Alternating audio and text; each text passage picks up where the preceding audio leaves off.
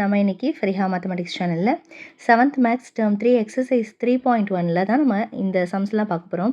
First sums பார்க்கலாம். இப்போ first சம்மில் என்ன கொஷின் கொடுத்துருக்காங்க அப்படின்னு பார்த்தீங்கன்னா, fill in the blanks கொடுத்துருக்காங்க. இதில் ஃபஸ்ட்டு சம்மில் p minus q the whole square just expand பண்ணணும், அவ்வளோதான். So a minus b the whole square எப்படி பிரிப்பீங்களோ அதே மாதிரி தான் பிரிக்கணும். அப்போ p square minus 2pq plus q square அப்படின்னு பிரித்தாச்சு. அடுத்தது செகண்ட் சம் பார்க்கலாம். The product of x plus 5 and x minus 5. அப்போ இது a plus b a minus b ஃபார்மேட்டில் இருக்குது. அப்போ அதனுடைய ஃபார்முலா என்ன, நமக்கு என்ன தெரியும்?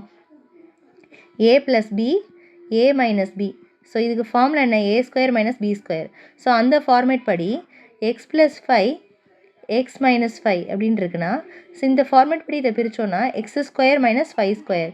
ஸோ அப்போ எக்ஸ் ஸ்கொயர் மைனஸ் 25ன்னு வரும். ஸோ அப்போ எக்ஸ் ஸ்கொயர் மைனஸ் 25 தான் இந்த சம்முடைய ஆன்சர்.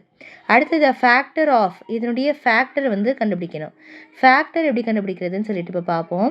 இப்போ பாருங்க, x square minus 4x plus 4ன்னு இருக்குது. ஸோ இப்போ இதை நம்ம பிரிக்கலாம். இப்போ இதை வந்து x square minus 4x plus 4. So இங்கே வந்து 1 தான் இருக்குது. அப்போ 1 4 தான் நமக்கு 4. இப்போ ப்ராடக்டோட வேல்யூ வந்து நமக்கு 4. இப்போ நடுவில் இருக்க இந்த மைனஸ் 4ங்கிறத சம்முன்னு எடுத்துக்கணும். அப்போ சம் அப்படிங்கிறது நமக்கு -4, ப்ராடக்ட் அப்படிங்கிறது நமக்கு 4. சரியா? இப்போ இந்த சம் -4 வர மாதிரி ப்ராடக்டாக பிரிக்கணும். ப்ராடக்டை பிரித்தோன்னா என்ன டேபிளில் பிரிக்கலாம் அப்படின்னு பாருங்கள். இப்போ 2 × 2 பிரிக்கலாம். 2 2 நமக்கு 4 கிடைக்கிது. ஆனால் இது ரெண்டையும் நம்ம சம் பண்ணும்போது இந்த நம்பரை நம்ம ரெண்டையுமே சம் பண்ணால் +4 தான் நமக்கு கிடைக்கிது, -4 கிடைக்கல. ஸோ அப்போ இங்கே -2 போட்டால் ப்ராடக்ட் வேல்யூ நமக்கு +4 வந்துடும். இப்போ இந்த -2 அண்ட் -2ன்னு நம்ம இங்கே போடுறோம் அப்படின்னா நமக்கு இங்கே -4 அப்படின்ற இந்த வேல்யூ நமக்கு கிடைக்கிது. ஸோ எப்போ நம்ம ரெண்டையுமே அச்சீவ் பண்ணுறோமோ ஸோ அந்த நம்பர் தான் கரெக்டுன்னு அர்த்தம். இங்கே ஃப்ரண்ட்டில் 1 இருந்தது அப்படின்னா நம்ம ஜஸ்ட் அந்த நம்பர், அதாவது இந்த -2 எடுத்துருக்கோம் 2 நம்பர், அதுக்கு முன்னாடி நம்ம எக்ஸ்ன்னு கொடுத்துக்கிட்டா போதும். ஸோ அப்போ இப்போ நம்மளுடைய 2 நம்பர் வந்து -2 -2. ஸோ அப்போ இதுக்கு முன்னாடி வந்து எக்ஸ் அப்படின்னு கொடுத்துட்டா போதும். ஸோ இப்போ இதுதான் அதனுடைய ஃபேக்டர். ஸோ அப்போ x minus 2. ஸோ உங்களுக்கு டவுட்டாக இருக்குது நம்ம எடுத்த ஃபேக்டர் கரெக்டாக அப்படின்னா இந்த ஃபேக்டர் அப்படியே நீங்கள் உள்ளே மல்டிப்ளை, ஒரு டேர்மையும் எடுத்து நீங்கள் இப்படி உள்ளே மல்டிப்ளை பண்ணி பாருங்கள். அப்போ எக்ஸ் ஸ்கொயர் மைனஸ் 2x வரும். இங்கே பாருங்கள் -2x, இதை மல்டிப்ளை பண்ணும்போது நமக்கு 4 மைனஸ் மைனஸ் வந்து +4ன்னு சொல்லி நமக்கு கிடைக்கிது. ஓகேவா? இப்போ x square minus 4x plus 4ன்னு இதை சிம்பிளிஃபை பண்ணும்போது நமக்கு கிடைக்கும். ஸோ இப்போ இந்த ஆன்சரும் நமக்கு கொஷினில் இருக்கிறதும் கரெக்ட். அப்போ நம்ம எடுத்த ஃபேக்டர் வந்து கரெக்ட் அப்படின்னு அர்த்தம். ஸோ இப்போ அடுத்தது நம்ம இப்போ பார்க்கலாம்.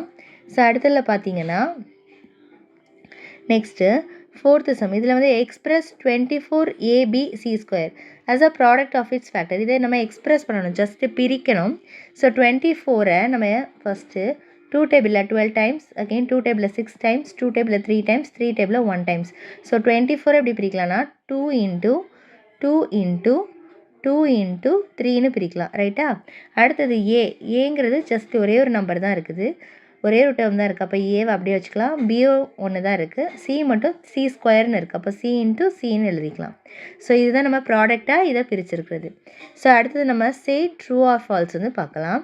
ஸோ இப்போ இந்த சே ட்ரூ ஆர் ஃபால்ஸில் என்ன கேட்டிருக்காங்கன்னா 7x + 3 7x - 4. ஸோ இதனுடைய இதை வந்து மல்டிப்ளை பண்ணோம் அப்படின்னா நமக்கு இந்த ஆன்சர் வருமா அப்படின்னு கேட்குறாங்க. ஸோ இப்போ நம்ம இதை செக் பண்ணலாம்.